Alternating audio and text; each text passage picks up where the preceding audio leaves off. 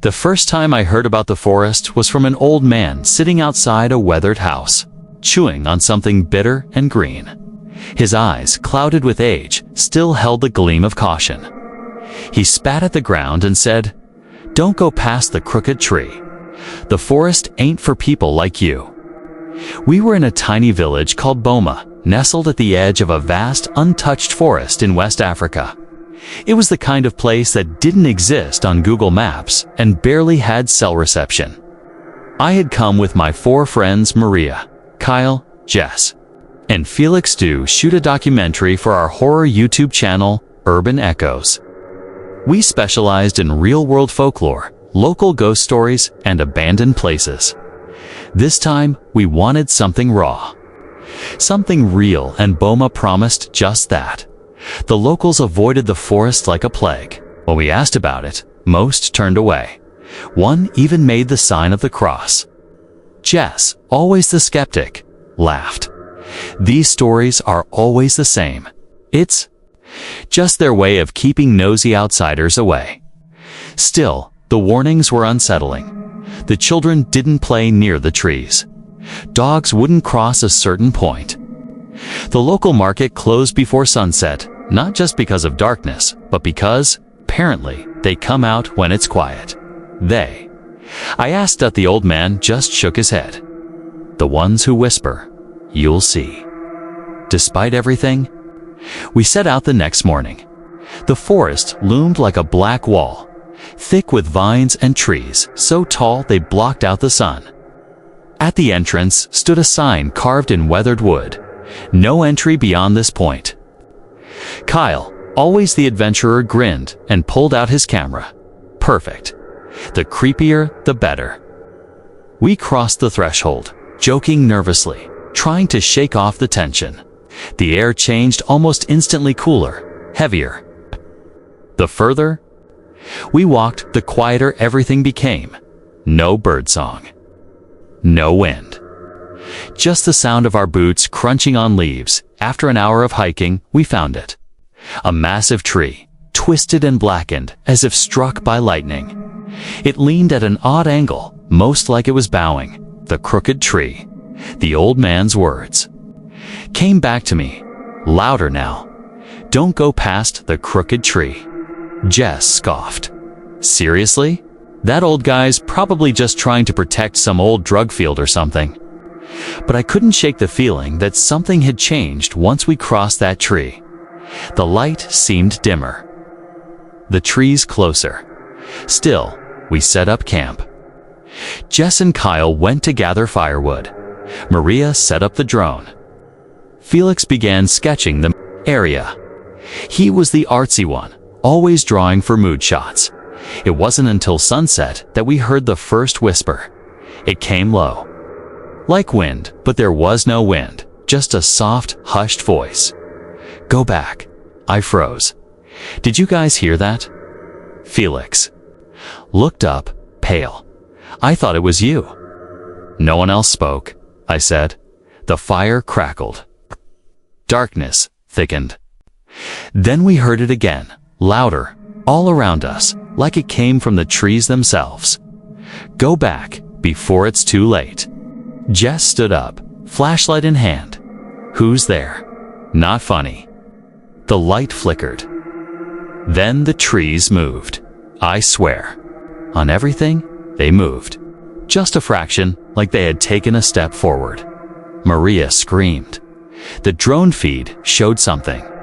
A figure, tall, thin, hunched, standing just behind Jess. But when we turned, no one was there.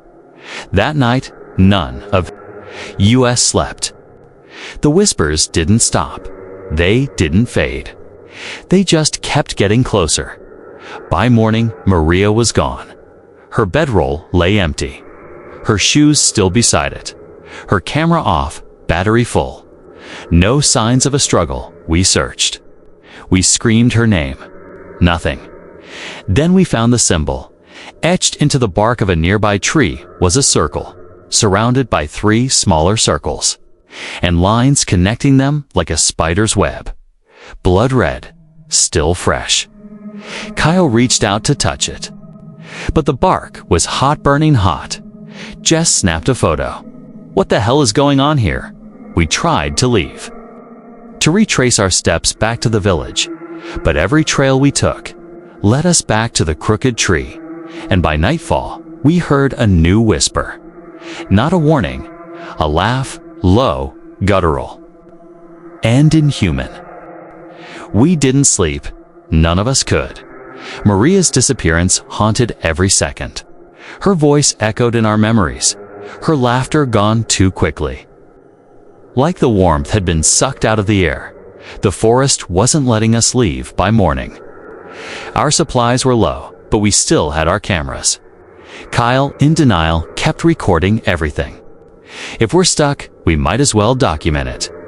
This is real, man. This is the story. Jess didn't speak much. She just stared at the trees. I think she knew before the rest of us that something in this forest had changed. A soar was changing. U.S. Felix, meanwhile, kept sketching.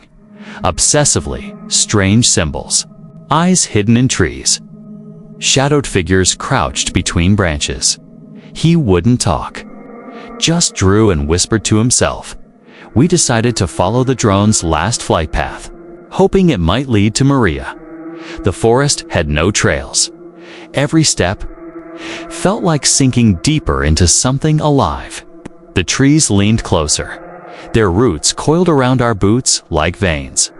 The air buzzed not with insects, but something else. A pressure. A hum. Then we saw the cabin. Old, leaning sideways, half-eaten by moss. Its windows were cracked. The front door hung ajar. It shouldn't have been there. Jess hesitated. No way, this is real. This wasn't on the drone footage yesterday, but Kyle pushed forward. What if Maria's in there? Inside, it smelled like rot. Mold clung to the walls like a second skin. Dust danced in the beams of light that cut through the broken roof. On the floor, more symbols. More of the spiderweb design. Some etched in chalk. Others worse painted in what looked like blood. We heard footsteps upstairs, heavy. Slow. Kyle called out, "Maria." Silence. Then a single loud thud. We ran up. But there was no one. Just a room with a cracked mirror on the wall. And in it, we saw her, Maria. But she wasn't standing with us. She was inside the reflection. Her mouth sewn shut, eyes wide and wet with terror. She pounded silently on the glass. Felix screamed and dropped his sketchbook. The mirror cracked. Then she was gone. The shards scattered. One landed at my feet, still showing Maria's eyes. Watching, pleading. We ran outside. The forest had changed again. The sun was stuck in the same place in the sky. There was no wind, no sound, and no signal on our phones. Jess broke down. It's looping. This place. It feeds on us. Kyle paced. We're hallucinating. Maybe there's mold. Spores. We're breathing something in. No, Felix finally said. It's real. I've been dreaming it for days. We stared at him. What? I didn't draw those symbols. I saw them in my dreams. The night before we left for Boma, the whispers started before the forest. You guys thought I was sleeping, but I was listening. To what? He looked up. His eyes were bloodshot, sunken. To them, and that's when the forest screamed. Not a sound we could explain. It wasn't from a mouth or a throat. It was the trees. It was the ground. It was inside us. Felix fell to the ground, convulsing. Foam at his mouth. Kyle tried to hold him. But something pulled Felix backward, like he was yanked by invisible chains, dragged into the underbrush. Screaming until the sound snapped off. Mid-dash breath, gone. We were two now. Jess and I ran, stumbling. Crying, not knowing where to go. The trees mocked us. They whispered our names. Over and over. Jess, Malik. Jess, Malik. Then we saw the totem. A structure made of bones and branches.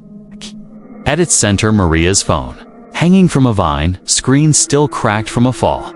It VIB rod tat, one notification. Look behind you. We turned nothing. Then the phone vibrated again. Look again.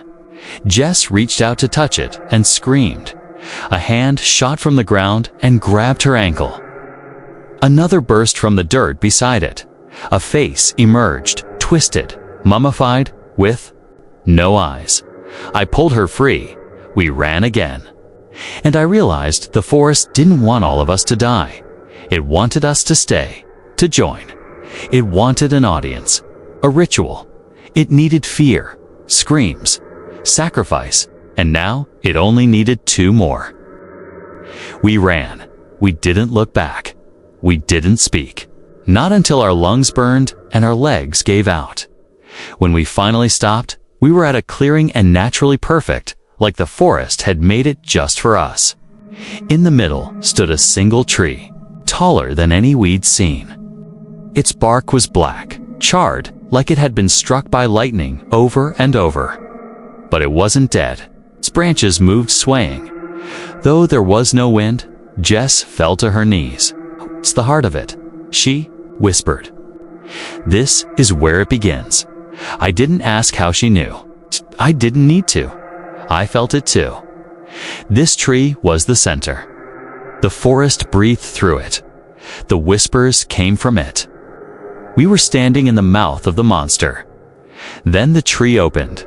Not like a door, more like an eye, splitting vertically, revealing a hollow inside. The bark peeled back slowly, revealing a tunnel lined with writhing roots. Wet, pulsing. A live Jess stood up. "It's showing us. No way we're going in there." "She's in there. Maria. Maybe Felix too." I didn't move, but Jess did. Without hesitation, she stepped inside. The tree accepted her, swallowed her, and then it closed. I stood alone, and then I heard them behind me. Footsteps, slow crunching leaves. I turned nothing. Then again closer. A voice. "Come with us."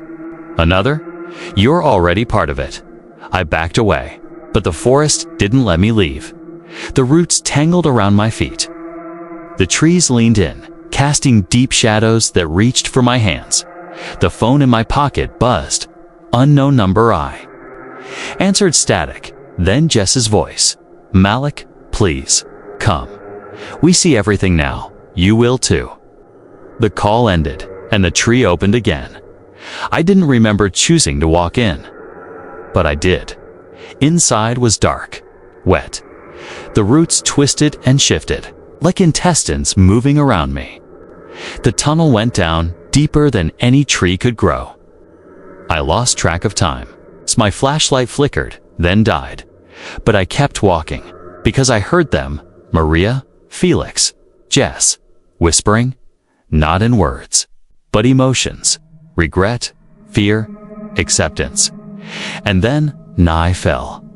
Hard. When I woke up, I was in a room, stone walls, dirt floor, symbols etched everywhere. In the center, a circle of bones. Maria stood there. But it wasn't her, not really. Her eyes were black, endless. Her mouth was moving, but no sound came out. She pointed to the wall. It was covered in drawings. Our group, the van, the forest, the drone, Felix, Jess, me, all of it. Even this moment, right now, was drawn already. I stepped closer. At the bottom of the wall was a final sketch. Me, standing alone, staring into the tree, while shadows closed in behind me. Then the wall shifted. The drawings started moving. And I realized something.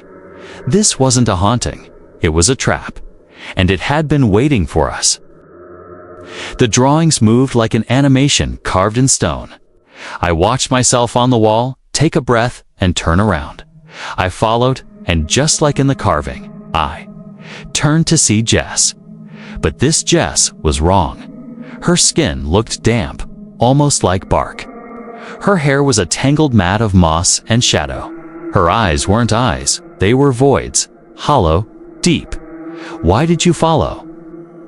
She whispered, her voice like wind through dry leaves. "You could have left?" "No," I said, backing up.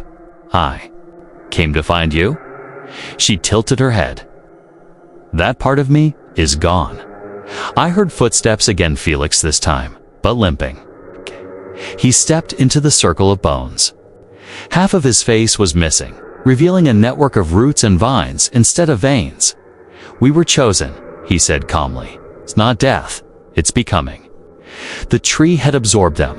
Behind them, the tunnel closed. I turned back to the while the moving drawings now glitched, stuttering like a broken video. Symbols changed. Lines twisted. One figure stood in the center, now me, surrounded by empty eyes. I ran down. Another tunnel that wasn't there before. The forest was alive in ways we never understood. It rearranged itself, shifted paths. It didn't want us to escape. It wanted us to forget. Time blurred. I found myself outside, but something was wrong. I was at the edge of the forest, staring at our van, but the world was gray, still silent. I walked toward the vehicle. My reflection in the window wasn't mine, it was Felix. I stumbled back, hands shaking, a movement behind me. I turned. A woman, old, dressed in black like a widow, stood at the tree line. "You came back broken," she said. "Where am I?" "Where you were meant to be." I turned again. The forest behind me was gone, flattened, replaced by ruins and ash. "The forest doesn't trap you," she said. "It trades you." "For what?" She pointed behind me. I looked. There were two of me.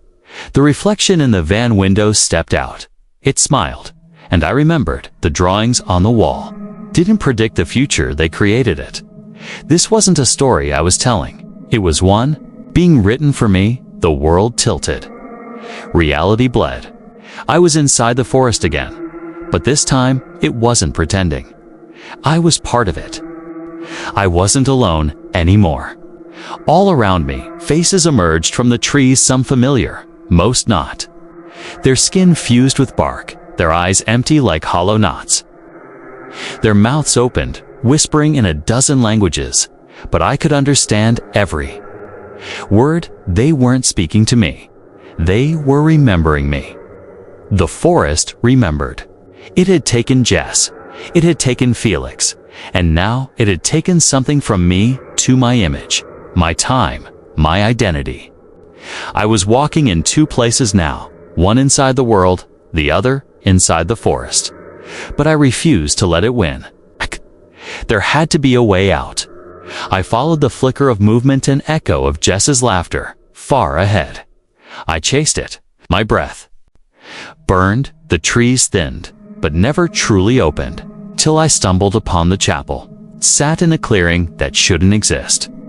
A ruined structure made of twisted wood. Stained glass still flickering with images from our memories, family dinners, childhood toys, blurry faces of people long gone. A wooden door opened by itself. I stepped inside. At the altar, there was a mirror. Cracked, fogged, but not broken. And in it, I saw the forest, outside, and myself. Sitting in a hospital bed, eyes open, breathing shallow, machines beeping. Was I in a coma? Had I imagined everything? "No," said a voice behind me. "You lived 2 lives. This is the price." I turned. The widow stood there again, her face melting into bark. The forest is ancient, older than thought. It exists to remember those forgotten, but it can't create. So it borrows. "You mean it used me?" I asked. She nodded. "And now you must choose." The mirror shimmered. On one side, me, weak but alive, waking up in a hospital room. On the other, the forest, timeless and cruel, but full of mystery and purpose. I stepped forward and smashed the mirror. It exploded in light. I screamed, and awoke. In a hospital bed, surrounded by white walls and a nurse who gasped, dropping a clipboard. "You're awake," she shouted. My voice croaked. "How long?" "6 years," she whispered. "You disappeared. They found your van abandoned at the forest edge. No bodies. 6 years." I wanted to cry, but more than that, I wanted to remember. Because the forest wouldn't let go. That night, I dreamed of Jess. She stood at the edge of the trees, smiling, waving, waiting. And in my hospital room, the leaves began to grow again, from the cracks in the walls, from under my bed, and deep in my solly, knew I hadn't escaped.